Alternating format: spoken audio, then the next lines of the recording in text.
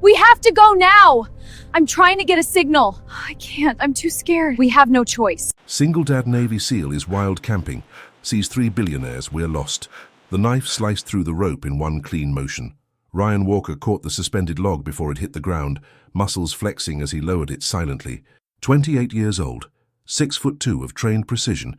He'd been running drills in these Montana mountains for 72 hours straight. His yellow '69 Camaro sat parked a mile down the trail, covered in dust and memories. He'd driven it here from Virginia Beach, taking back roads, avoiding the interstate. 3 more days of this, then back to base, then deployment. The fire pit he'd dug yesterday still held warm coals. Ryan added kindling, watching smoke curl into the afternoon sky. October in the Rockies meant cold nights, colder mornings, perfect conditions for what he needed to practice. "Hello?" A woman's voice, distant, panicked. Ryan's hand moved to the knife on his belt. Instinct. 3 years in the teams taught you to assume threat first, assess second. Is anyone out there? Multiple voices now, female, coming from the western ridge. He moved through the trees without sound, covering 50 yards in seconds. Training made it automatic. Low profile, minimal noise, constant assessment of terrain. 3 women stumbled into the clearing below his position. Ryan stopped. Designer clothes torn and muddy. Heels, actual heels, broken and dangling from manicured hands. 1 blonde, 2 brunettes, all looking like they'd walked straight out of a Manhattan boardroom into a wilderness nightmare. Their faces were flushed, makeup smeared, hair tangled with leaves and twigs. One had a bleeding scratch across her arm.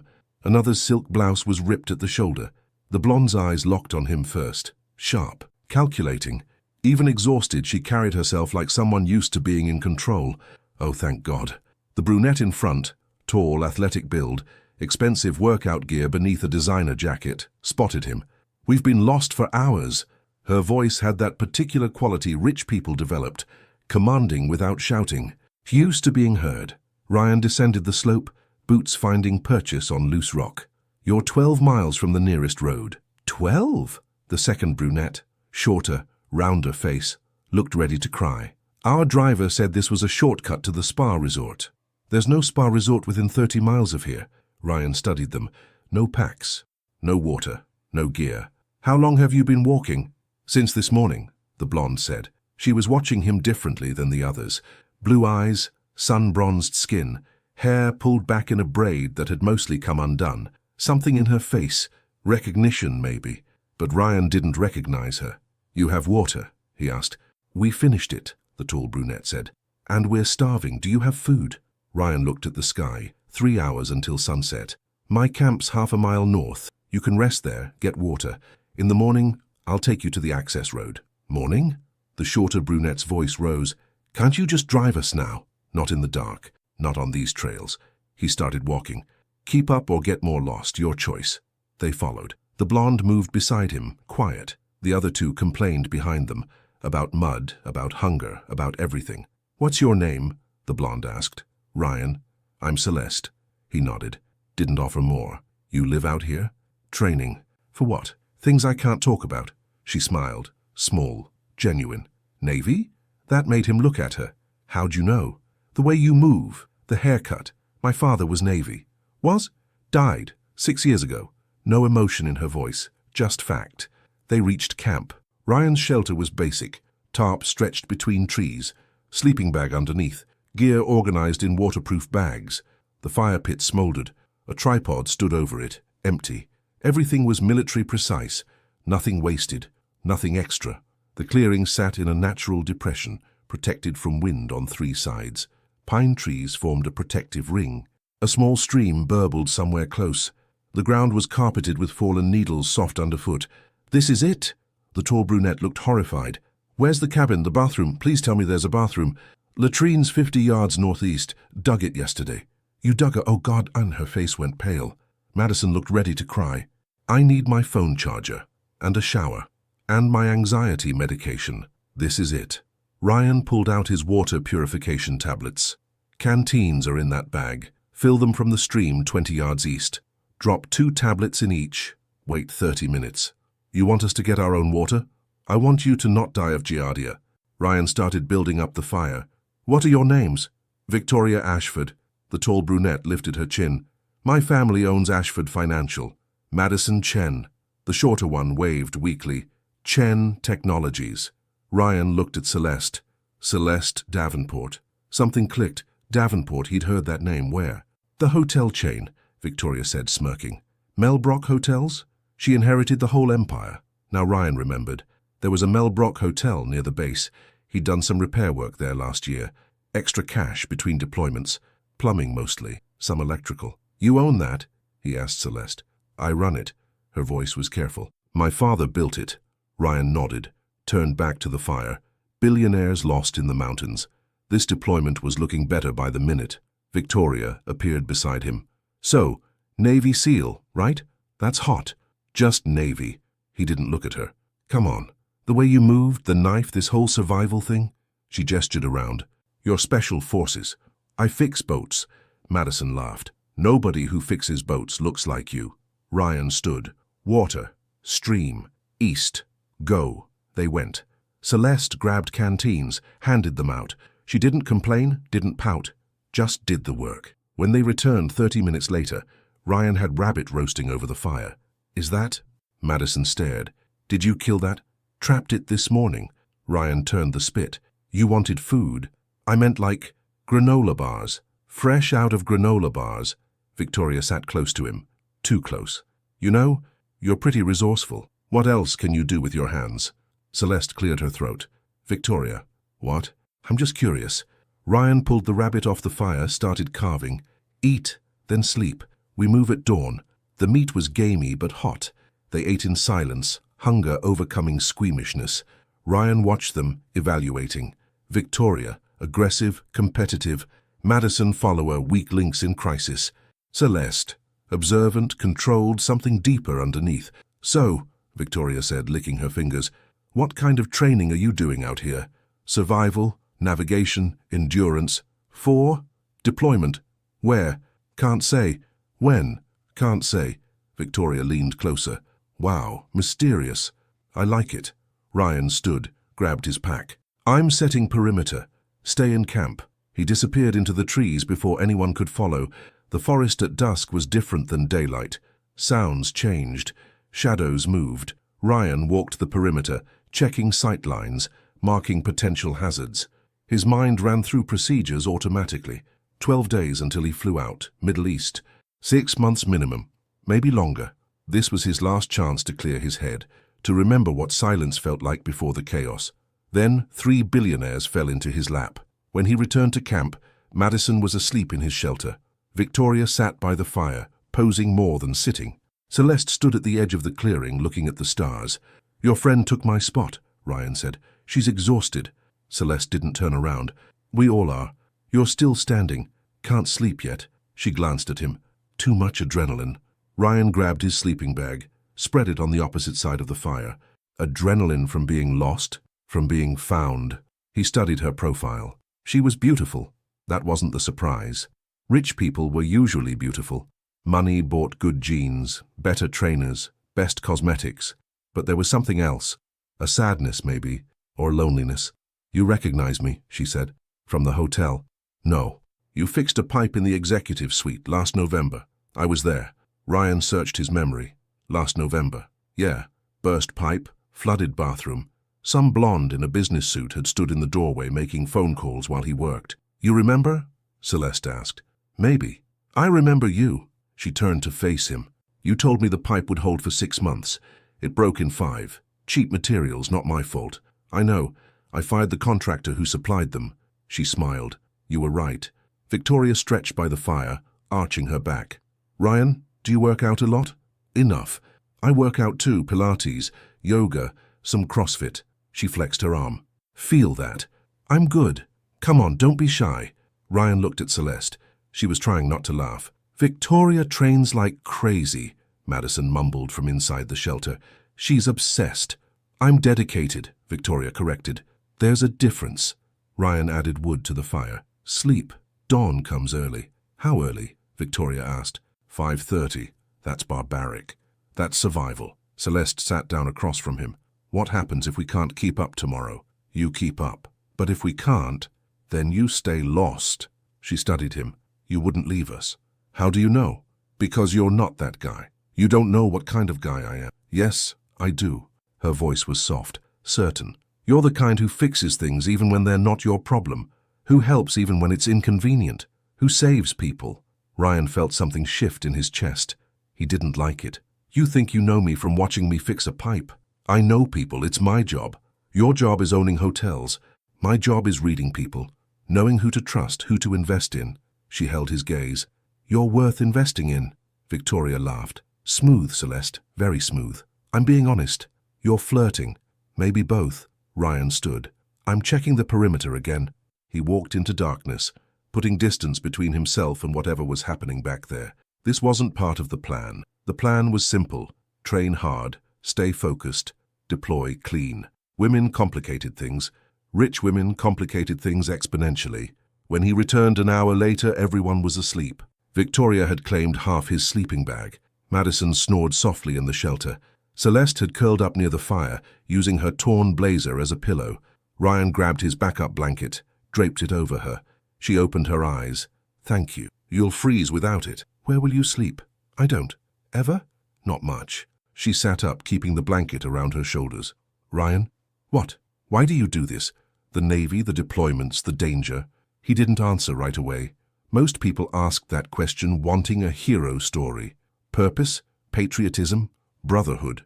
All true, but not the whole truth. Because I'm good at it, he finally said. That's not a reason, that's an excuse. What's the difference? A reason is why you start. An excuse is why you stay. Ryan looked at her. You always this direct? Only when it matters. This doesn't matter. I'm escorting you to a road. You're going back to your life, I'm going to mine. What if I don't want to? Don't want to what? Go back to my life. Victoria stirred. Can you two flirt quieter? Some of us are trying to sleep. Celeste smiled, lay back down. Ryan fed the fire, checked his watch. 3 a.m., 2.5 hours until dawn. He settled against a tree, rifle across his lap. Not that he expected trouble, but expecting nothing was how you got killed. Celeste was still awake. He could tell by her breathing, shallow, controlled, the way someone breathes when they're thinking too hard. Ryan, she whispered. What? When you deploy, do people wait for you? No. Why not? Because I don't ask them to. What if someone wanted to? I'd tell them not to. That's sad. That's honest. She was quiet for a while. The fire crackled. Something moved in the forest, small, harmless. An owl hooted in the distance. Then, I waited for someone once, he never came back. Deployed? Married my best friend instead. She laughed softly. Bitter. I was 20. Thought I understood love. Turns out I just understood hoping. I wore the ring he gave me for 6 months after. Kept thinking maybe he'd realize, maybe he'd choose me, but he didn't. They had a baby. Bought a house in Connecticut. I sent a gift. Never heard back. Ryan listened. Didn't interrupt. You know the worst part? Celeste continued. I wasn't even heartbroken about losing him. I was heartbroken about being wrong. About trusting my judgment. My father always said I could read people, that it was my gift. But I couldn't read him. Or maybe I did. And I just didn't want to believe what I saw. How old are you now? 24. So 4 years. 4 years of building walls. Of not trusting. Of telling myself that caring about someone means giving them power to hurt you. Ryan shifted. Is that why you noticed me? At the hotel? Because I was safe? Because a guy who fixes pipes and deploys overseas can't hurt you if you never get close? Celeste turned her head, looked at him across the dying fire. I noticed you because you didn't see me. Everyone else sees Celeste Davenport, CEO, 24 billionaire heiress. They see dollar signs and connections and opportunities. But you, she smiled. You saw a woman standing in a flooded bathroom who was in your way. You asked me to move so you could work. No yes, ma'am. No ass-kissing, no asking for my number. You just wanted to fix the problem and leave. That's my job. That's who you are. Problem solver, mission-focused, results-driven. Her voice softened. You're the first person in 4 years who made me want to risk it again. You're 24 now? How did you... Victoria mentioned it. The inheritance. You were 18 when you got it. Good memory. Necessary skill. For fixing boats? For staying alive. She rolled over to face him. Fire cast shadows across her face. When do you leave? 12 days. Where? Can't say. For how long? Can't say. Will you come back? Can't promise. But you hope. Ryan met her eyes. Hope's a luxury. No, hope's a choice. Dawn came cold and grey. Ryan had them up and moving by 5:30. Packs minimal, pace steady. Victoria complained for the first hour. Madison just breathed hard and kept going. Celeste stayed quiet, watching Ryan navigate. They stopped at a creek for water. How much further? Madison asked. 4 miles. 4 miles? Victoria groaned. You said half a day. 4 miles is half a day at your pace. Our pace? We're practically running. You're walking. Slowly. Celeste knelt by the creek, splashing water on her face. What's the fastest you've done this route? 43 minutes. That's insane. That's loaded down with 60 pounds of gear. Victoria looked at him. I could keep up. No, you couldn't. Want to bet? No. Scared? Ryan almost laughed. Of you? No. Then prove it. Prove what? That you're actually as tough as you act. Victoria stepped closer. Race me. We're not racing. Why? Worried you'll lose? Worried you'll break an ankle and I'll have to carry you out. I won't break anything. I told you, I train. CrossFit, HIIT, everything. Madison sighed. Victoria, let it go. No. I want to see what this guy's really made of. She looked at Ryan. Unless you're all talk. Ryan turned to Celeste. Is she always like this? Usually worse. Great. Victoria started doing push-ups, right there, in the mud. Come on, Seal Boy, let's see who's stronger. I'm not doing push-ups, because you can't beat me. Because it's stupid. Scared. Ryan looked at Celeste. She shrugged, amused. Fine. Ryan dropped to the ground. How many? As many as you can. That'll take a while. Confident. I like it. They started. Victoria had good form. Ryan gave her that. CrossFit training showed. Her arms were defined, core engaged, movements controlled. But by rep 30, she was shaking. 35, breathing hard. 40, she stopped. Ryan kept going. 50, 60, 75. His breath stayed even, muscles barely straining. This was nothing. He'd done 200 in full gear after a 20-mile ruck march. 100. Okay. Victoria panted, sprawled in the mud. You win. Jesus, are you even human? Ryan stood, wasn't even breathing hard. We done with this? Victoria pushed herself up, mud streaking her expensive workout clothes. That was impressive. That was basic. My turn, Madison said quietly. Everyone looked at her. What? Madison's face was red. Sweat beaded on her forehead despite the cold. I can do push-ups. Madison, you hate exercise, Victoria said, brushing mud off her arms. I hate losing more. You don't have to. Yes, I do. She dropped down, arms shaking from the start, made it to 10, 12, 15 before collapsing. Ryan helped her up, grip gentle on her elbow. Good effort. That was humiliating. That was trying. There's honor in that. He met her eyes, meant it. Madison's chin trembled. Everyone always underestimates me. Even Victoria. Especially Victoria. I'm the weak link, the follower, the one who needs protecting. You made it 12 miles through mountain terrain in heels, Ryan said. That's not weak. I complained the whole time. Complaining doesn't make you weak. Quitting does. You didn't quit. Tears welled in Madison's eyes. She nodded, couldn't speak. Celeste was watching him again. That look, like she was seeing something no one else saw. Like she was memorizing him, cataloguing every word, every gesture, every moment of unexpected kindness. Your turn, Victoria said to her. I'm good. Come on. Don't you want to impress him? Not like this. Scared you'll lose? Scared I'll look as desperate as you? Victoria's face went hard. Excuse me? You heard me. Ryan stepped between them. We're moving, now. They hiked in tense silence. 2 miles later, Victoria pulled ahead, setting a punishing pace. Madison struggled to keep up. Celeste stayed steady beside Ryan. She's not usually like this, Celeste said. Like what? Competitive. She's a shark in the boardroom but usually has more self-control. What changed? Celeste looked at him. You. Me? She's not used to being around men who don't fall at her feet. I'm not interested in where anyone's feet are. I noticed. They walked in silence for a while. The trail opened up, revealing a valley below. Civilization distant but visible. There, Ryan said, pointing. Access road is at the base of that ridge. 2 miles. Then what? Then you call someone. Get picked up. Go back to your life. What if I don't want to? You asked that already. You didn't answer. Ryan stopped walking, turned to face her. What do you want me to say? The truth. The truth is, I'm deploying in 12 days. The truth is, I don't do relationships. The truth is, whatever you think you're feeling, it's just adrenaline and proximity. You don't know what I'm feeling. I know what you should be feeling. Relieved to be getting rescued, grateful to be safe, ready to forget this happened. What if I don't want to forget? Then you're setting yourself up for disappointment. Celeste stepped closer, close enough that he could smell her perfume. Something expensive, floral, fading after hours in the wilderness. What if I told you I've been watching you for a year? Every time you came to the hotel to fix something, I noticed. Every time you walked past my office, I wanted to say something. But I couldn't because you were the maintenance guy and I was the boss, and that would have been inappropriate. Ryan felt his heart kick. You're lying. I'm not. Why? Why what? Why notice me? Why care? You're a billionaire. You can have anyone. Movie stars, athletes, other billionaires. Why notice the guy fixing your pipes? You want the truth? Always. Celeste took a breath. The first time I saw you, you were in the basement. Flooded utility room, 3 inches of water. Every other contractor we called said it would take days to fix. You showed up with your toolbox, didn't say a word to anyone, and fixed it in 2 hours.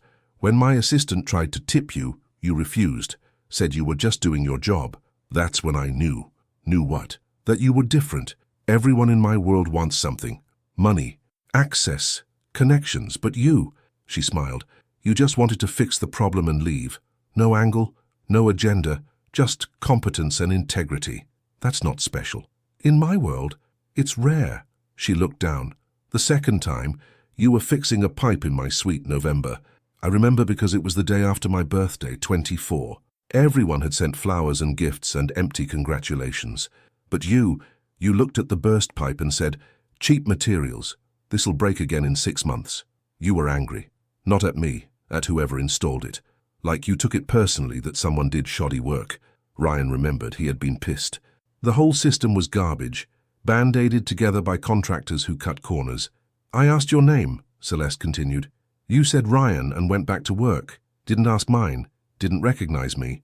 I stood there for 20 minutes watching you work, and you never once looked at me except to ask me to move. Do you know how long it's been since someone didn't care who I was?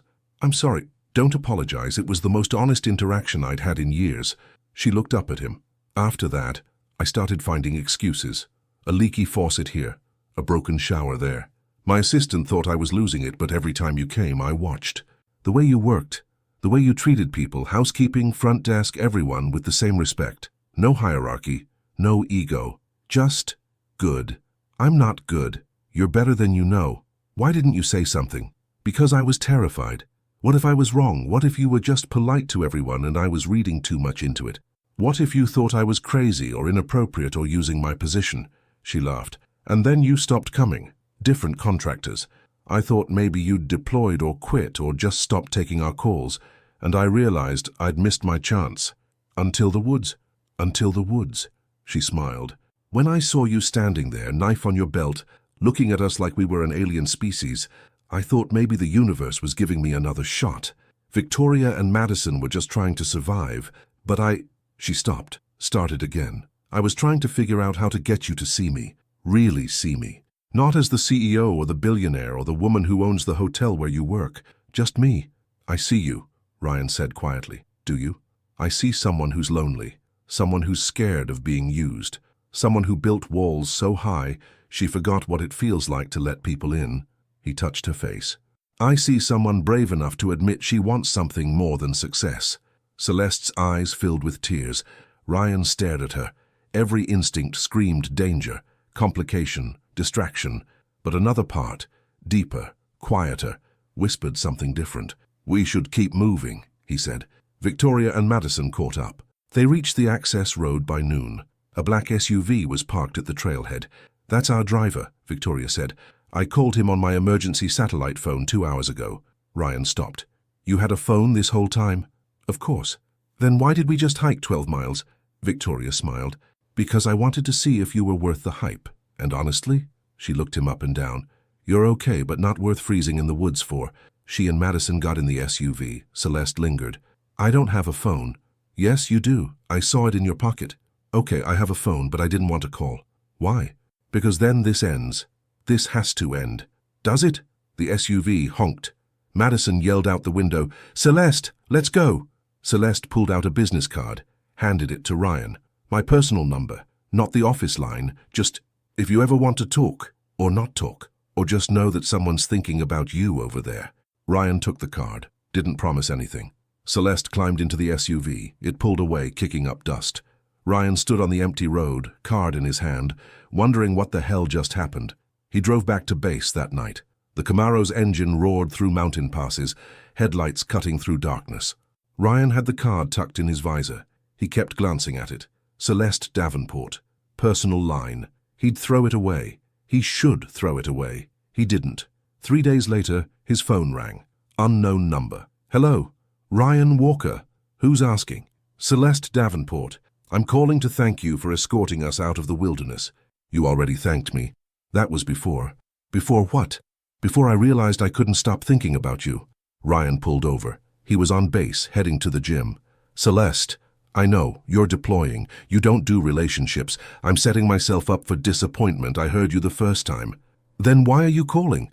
Because what if you're wrong? About what? About everything, about us, about what this could be. There is no us. Not yet. Ryan closed his eyes. I'm leaving in 9 days. Then we have 9 days. That's not enough time. It's enough to start. Start what? Figuring out if this is real. Ryan's hand tightened on the phone. Every logical part of his brain said no. Hang up, walk away, don't complicate the mission. But that other part, the one that remembered how she looked at him, how she understood without him explaining, how she saw him when no one else did, that part said something different. Dinner, he heard himself say. Tomorrow night, but I'm buying. You don't have to. If we're doing this, we're doing it my way. I buy dinner. You show up as Celeste. Not the CEO, not the billionaire, just you. Silence. Then, okay, 7 o'clock. I'll text you the address. Ryan? What? Thank you. For what? For giving this a chance. He hung up before he could change his mind.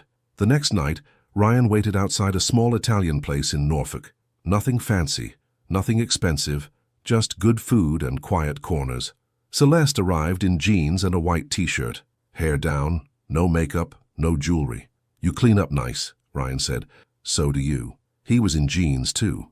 Gray Henley. Leather jacket. She smiled at the sight of him. They sat in a back booth, ordered pasta and wine, talked about everything except what they were doing. The restaurant was small, local place. Red checkered tablecloths, candles in wine bottles, pictures of Italian countryside on the walls. Tony Bennett playing low on the speakers. Celeste looked around, smiled. This is perfect. It's not fancy. That's why it's perfect. Their wine arrived. Chianti. Ryan didn't drink much. Never did before deployment. But tonight he made an exception. Tell me about the Navy, Celeste said, sipping her wine. Can't. Can't or won't. Both. Tell me something then. Anything. Ryan thought. Twirled pasta on his fork. I joined when I was 18, didn't know what else to do. My father wanted me to work construction like him. My mother wanted me to go to college. I wanted to leave Pennsylvania and never look back. The recruiter showed me videos of guys jumping out of helicopters, diving underwater, doing impossible things. I signed up the next day. Turned out I was good at it. That's the excuse. What's the reason? He remembered her saying that in the woods. Remembered how she saw through his deflections. The reason is, I needed to become someone different than who I was. Who were you? Lost, angry, confused. My parents fought every night. Money problems, drinking problems, love problems. I was 17 when I realized I didn't want to become them. I didn't want that life. Paycheck to paycheck, dreams deferred, happiness postponed until retirement that never comes. And now, found, calm, certain. About what? About what I'm supposed to do. He met her eyes. What about you? Did you always want to run hotels?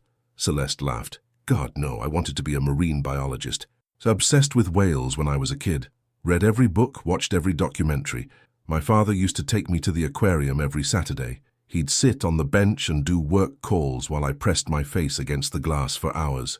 What changed? He died. I was 18. Heart attack. 1 minute he was giving a keynote speech at a conference. The next he was gone. And suddenly I had this empire, this responsibility, all these people depending on me. She looked down at her wine. The board wanted to sell, said I was too young, too inexperienced, too emotional. My father's partners circled like sharks, but I fought, I learned, I proved them wrong. And the whales? Still love them, but from afar. That's sad. That's life. Doesn't have to be. Celeste reached across the table, took his hand.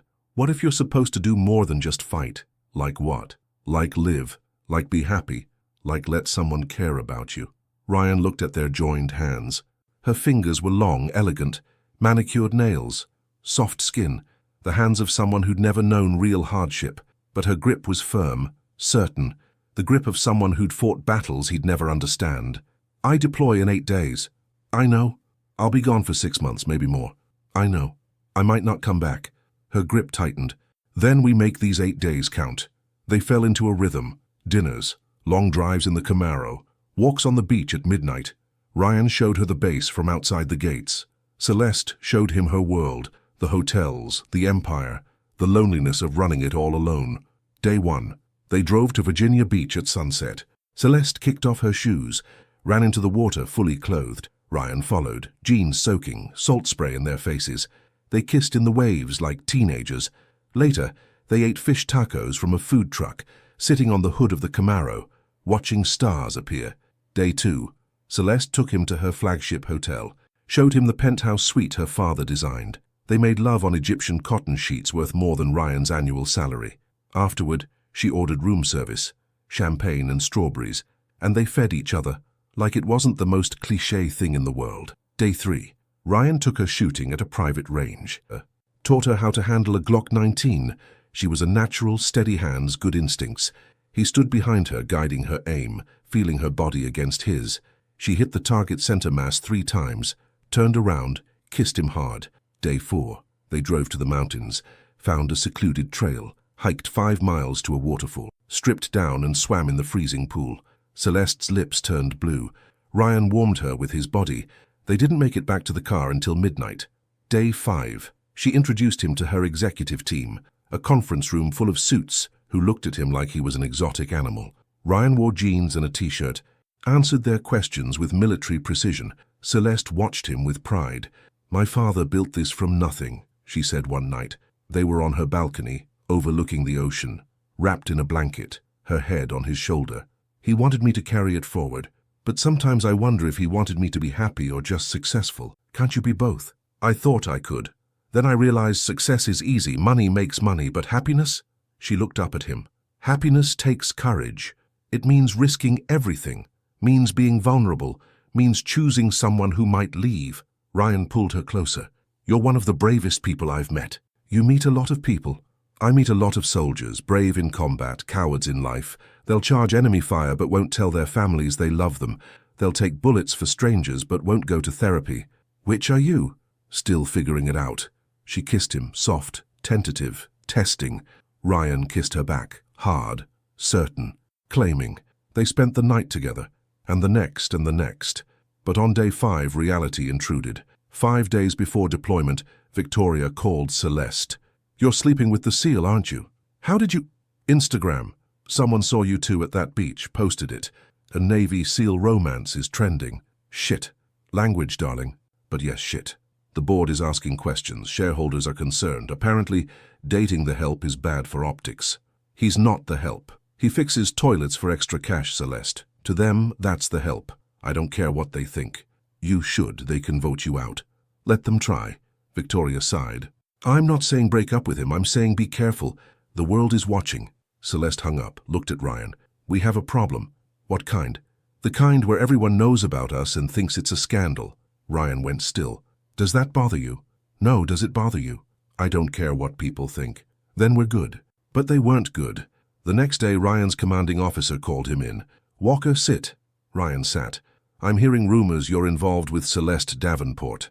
"Personal life, sir? Not relevant to duty." "Everything's relevant when you're about to deploy. Are you compromised?" "No, sir." "Are you distracted?" "No, sir." "Will this relationship affect your performance in the field?" Ryan hesitated. Just a second, but it was enough. "I thought so." The commander leaned back. "I'm not ordering you to end it, but I'm telling you, if this becomes a problem, if you lose focus, if you get someone killed because your head's not in the game, that's on you." "Understood, sir." Dismissed. Ryan left, drove to Celeste's penthouse. She opened the door in a silk robe, wine in hand. "Hey, soldier. Hungry? We need to talk." Her smile faded. "That's never good." They sat on her couch. Expensive leather, modern design. Everything in her penthouse screamed money, floor-to-ceiling windows, original art on the walls, a view worth millions. Ryan felt out of place, like an intruder. He told her about the meeting with his commander. He thinks I'm a distraction, Celeste said. Not a question, a statement. He thinks I might be compromised. Are you? Ryan looked at her, really looked at her. The way her hair fell over her shoulder, the way her eyes held his without blinking, the way she sat perfectly still, waiting for the truth. Yes. She set down her wine glass, carefully, like it might shatter. Ryan, I can't stop thinking about you. In the field, that's dangerous. For me, for my team, for the mission. So what are you saying? I'm saying maybe everyone's right. Maybe this is too much too fast. Maybe we should... Don't. Celeste's voice broke. Don't do this. I have to. No, you don't. You're choosing to. There's a difference. It's the same thing. It's not. Choosing is active. Having to is passive. You're actively deciding to walk away. You're choosing to prioritize a mission over us. You're choosing to listen to fear instead of fear. Ryan's voice hardened. You think I'm afraid? I think you're terrified. Of what? Of this. Of us. Of having something real that you might lose. She stood, pacing. I think you've convinced yourself that the only things worth fighting for are missions and objectives and orders from above, because those things are clear, black and white, right or wrong. But relationships? She turned to face him. Relationships are messy. They're gray. They require you to be vulnerable and honest and present. And that scares the hell out of you. Ryan stood too, jaw tight. You don't know what you're talking about. Then tell me I'm wrong. Tell me you're not walking away because it's easier than staying. Tell me you're not hiding behind duty because you're afraid of being happy. I'm not hiding. Yes, you are. You're using deployment as an excuse. You're using your team as a justification. But the truth is, you don't think you deserve this. You don't think you deserve love or happiness or someone who chooses you. That's not... When's the last time someone chose you, Ryan? When's the last time someone said, I want you, not despite your flaws, but because of them? When's the last time someone saw you, really saw you, and didn't run? Ryan felt something crack inside. That's not fair. Nothing about this is fair. Tears streamed down Celeste's face. I'm in love with you. I've been in love with you since I watched you fix that stupid pipe and treated me like I was just another person in your way. I love that you're grumpy and closed off and terrible at accepting compliments. I love that you drive a yellow Camaro and eat gas station hot dogs and quote philosophy without realizing it. I love you, and you're walking away. I'm not walking away. I'm deploying. It's my job. Deploying isn't the problem.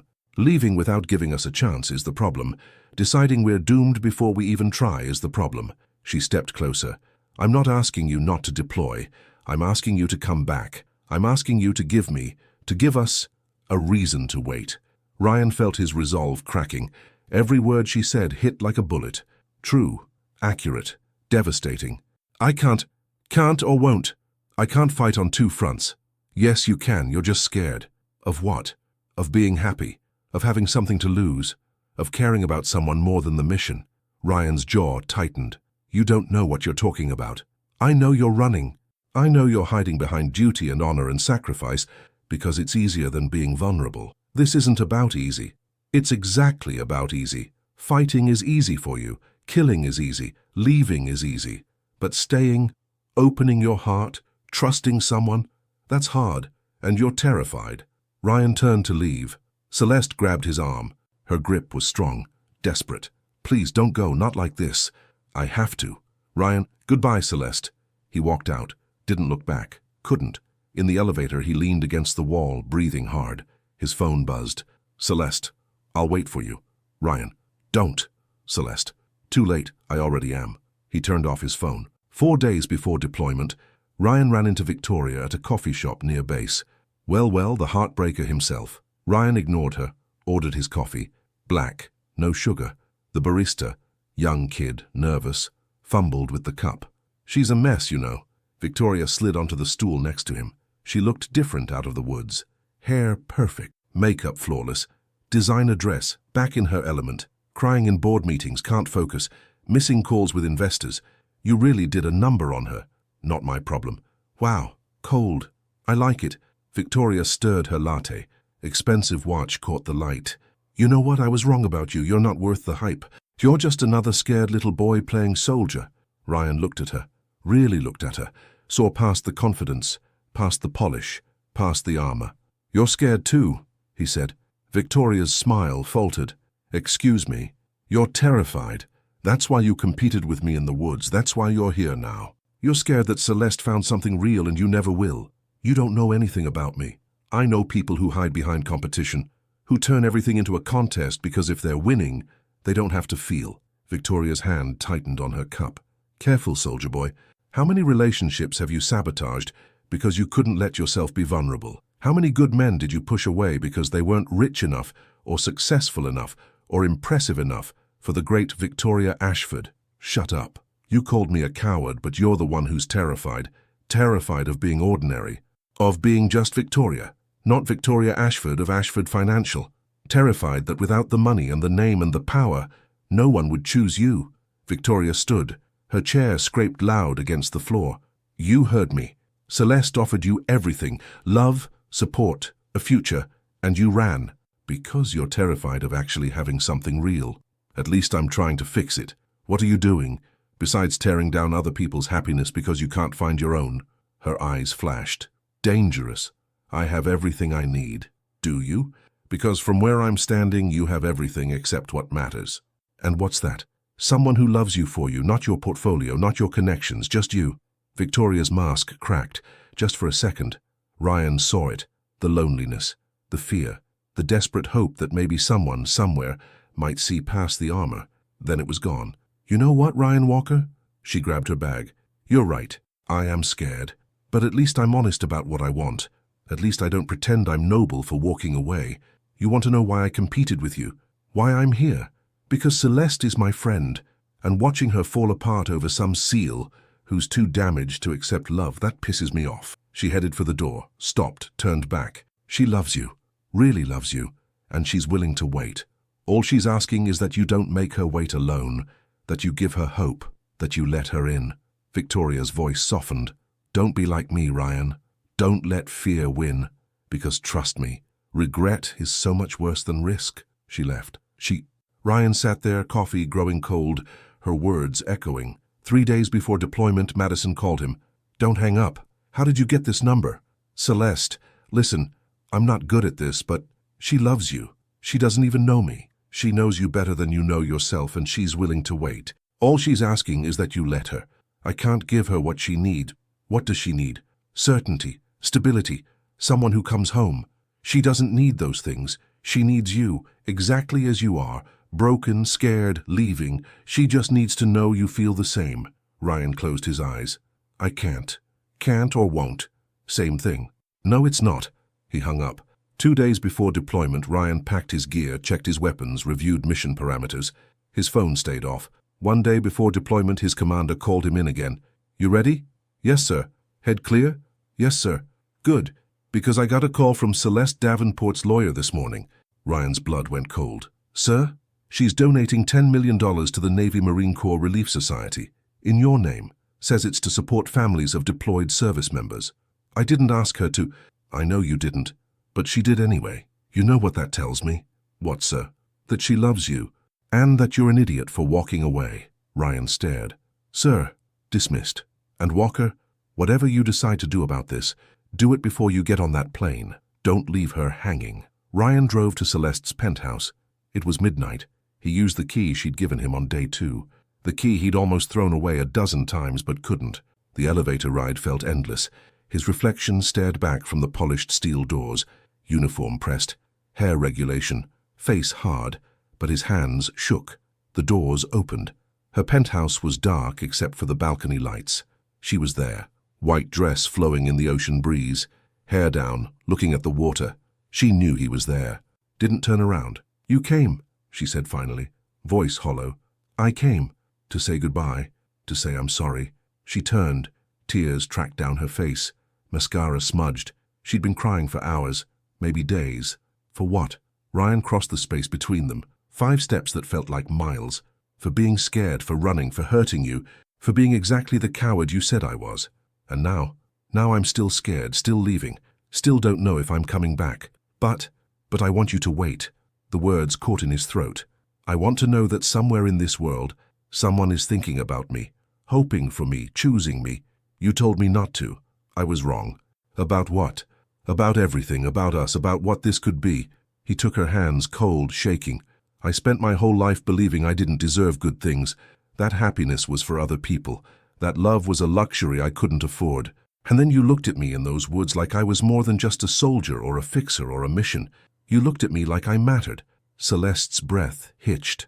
I don't know how to do this, Ryan continued.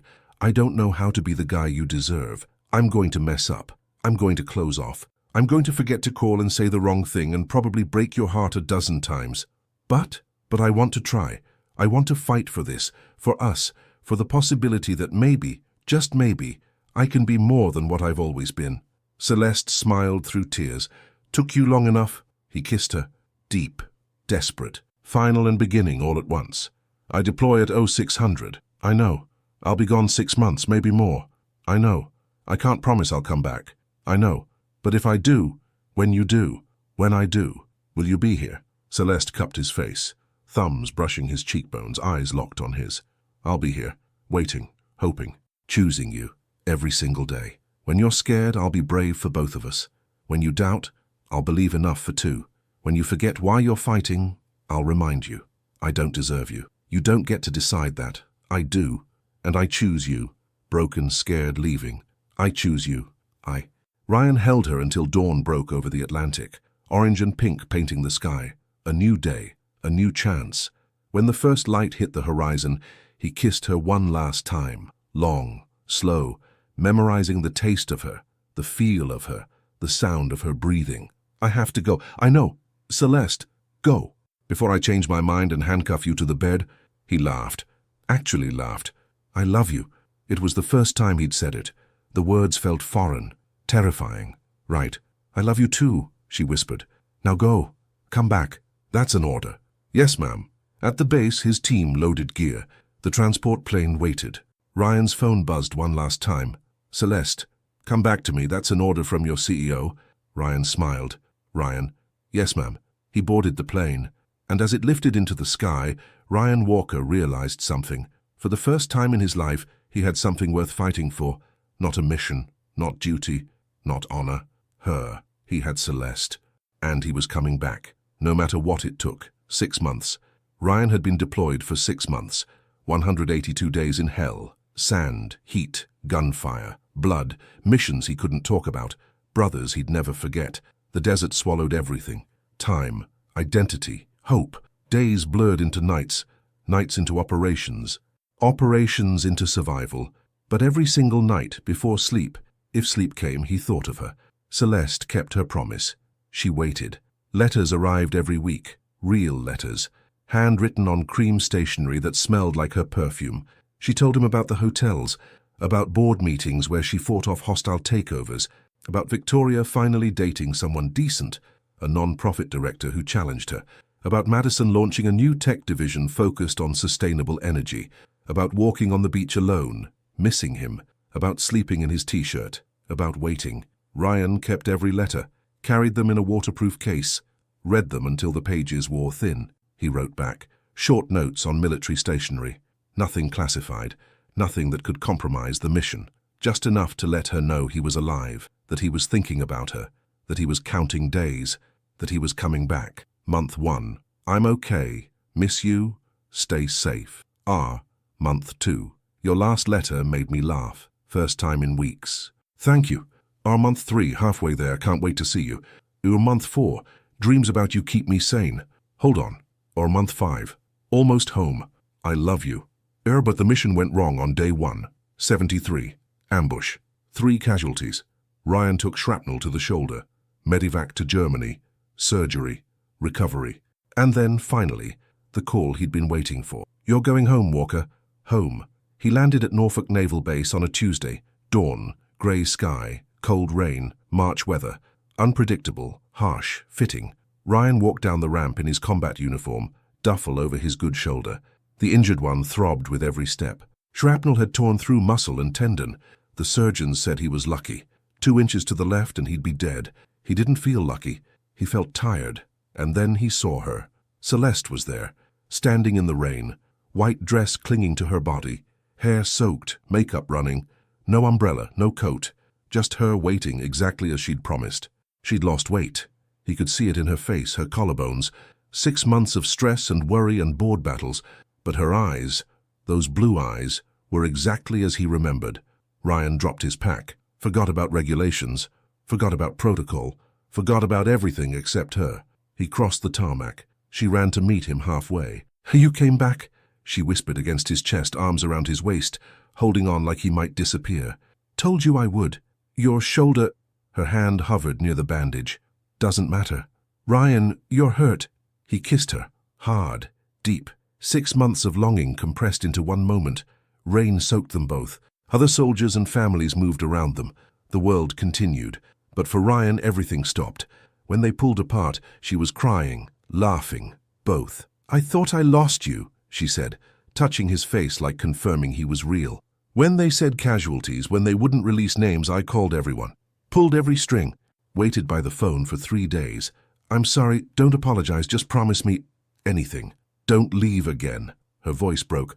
"I know it's selfish, I know it's your job, but please, I can't do another 6 months. I can't wake up every day wondering if you're dead. I can't—" Ryan pulled back, looked at her, really looked at her. The woman who'd waited, who'd fought, who'd chosen him. "I'm done," he said. "What?" "I'm putting in my papers. Separation from service. Honorable discharge. I've given 8 years to the Navy. 8 years of my life. It's time I give some time to myself. To us." Celeste stared. "You'd do that? For me? For us? For a future that doesn't involve me getting shot at? For mornings that start with coffee instead of gunfire? For a life where I can plan next week without wondering if I'll be alive to see it?" She kissed him again. Softer, deeper. A promise. "Come on," she said, grabbing his hand. "Let's go home." Home turned out to be her penthouse. She'd prepared everything. Food, his favorites, steak and potatoes. Wine, expensive red she knew he'd pretend to appreciate. Clean clothes, jeans and t-shirts she'd bought in his size. A bed that didn't smell like desert sand or disinfectant or death. Ryan showered for an hour.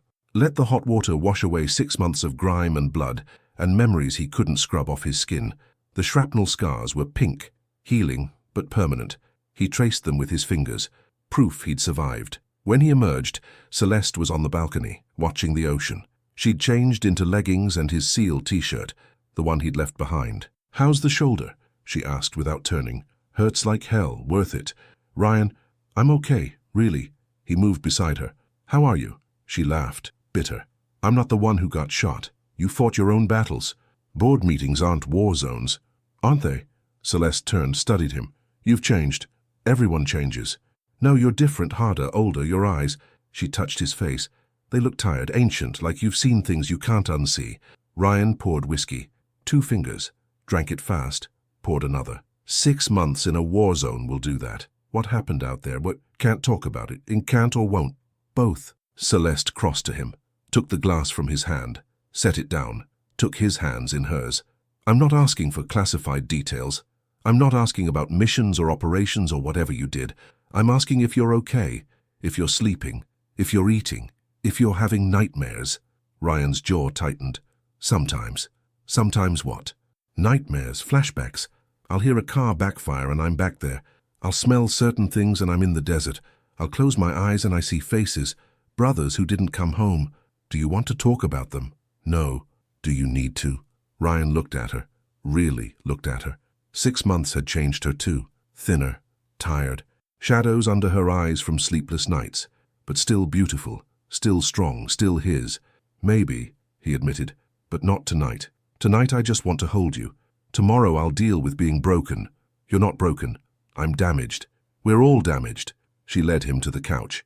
They sat. She curled into him, careful of his shoulder. "I'll help you carry it. Whatever you're holding, whatever you're hiding, I'll carry it with you. That's not fair to you. Life isn't fair. Love isn't fair. But we choose it anyway." They sat on the couch. Celeste curled into him. Ryan talked. Not about missions, not about classified operations, but about fear, about losing men, about coming home and not knowing who he was anymore. "I don't know how to be normal," he said. "I don't know how to go to dinner parties and make small talk and pretend like the world isn't on fire." "Then don't." "What?" "Don't pretend. Be yourself. Be the guy who survived hell and came home anyway. Be the guy who chooses love over fear. Be Ryan Walker. Not SEAL, not soldier, just Ryan." He kissed her forehead. "How'd you get so smart?" "Had 6 months to think about it." They made love that night. Slow, careful. His shoulder ached, but he didn't care. She touched him like he was precious, like he might break. He touched her like she was the only real thing left in his world. Afterward, wrapped in expensive sheets, Celeste spoke. "I have something to tell you." Ryan's gut tightened. "What?" "While you were gone, the board tried to vote me out. Said I was distracted, emotional, unfit to lead." "What?" "They had votes, proxies, a whole campaign." She smiled. "But I fought, used every trick my father taught me. And I won. Barely, but I won." "Why didn't you tell me?" "Because you had enough to worry about, and because I needed to prove I could do it myself." "You didn't have to." "Yes, I did. I needed to know I was strong enough to fight for us, that I wasn't just waiting, I was building. A life, a future, something worth coming home to." Ryan pulled her closer. "You're incredible. I'm terrified." "Of what?" "That this won't work. That civilian life will bore you. That you'll miss the action and the adrenaline and the purpose." "I won't." "How do you know?" "Because I found a new purpose." He looked at her. "You?" Celeste smiled. "That's a lot of pressure. You can handle it." 3 months later, Ryan's separation papers came through. Honorable discharge, full benefits, freedom. He bought a garage, small place, worked on cars, mostly classics. Took his time. No deadlines, no missions, just metal and grease and satisfaction of fixing things with his hands. Celeste visited every day, brought lunch, sat on a workbench, watched him work. "You're happy," she said one afternoon. "I am. I can tell." "How?" "You smile more. You sleep better. You're not always looking over your shoulder." Ryan wiped his hands on a rag, crossed to her. "Want to know a secret?" "Always." "I'm thinking about asking you to marry me." Celeste's breath caught. "Thinking? Planning, soon. When the time's right." "When's that?" "When I have a ring that matches how much I love you." She kissed him. "I don't need a fancy ring." "I know, but you deserve one anyway." 6 weeks later, Ryan took Celeste back to the Montana mountains. Same trail, same clearing, same spot where they'd met. He'd built a fire, set up camp, made it perfect. "Why are we here?" Celeste asked, looking around. "This is where it started." "The hiking?" "Us." He dropped to one knee, pulled out a ring. Simple, elegant, a single diamond that caught the firelight. "Celeste Davenport, you saved me. Not in the woods, not from being lost, but from myself. From fear, from a life half-lived. I love you. I choose you, every day, forever. Will you marry me?" Celeste cried, nodded, couldn't speak. Ryan slipped the ring on her finger, stood, held her. "Yes," she finally whispered. "Yes, forever, always, yes." They married 6 months later. Small ceremony, beach, sunset, just family and close friends. Victoria was maid of honor. She'd softened over the year, found someone who loved her for her, stopped competing, started living. Madison brought her new girlfriend. They were disgustingly happy. Ryan's SEAL team came, brothers in arms, brothers in life. And as the sun set over the Atlantic, Ryan Walker, mechanic, former Navy SEAL husband, realized something. He'd spent his whole life preparing for war, but Celeste had taught him how to fight for peace, for love, for home, and that was the greatest mission of all.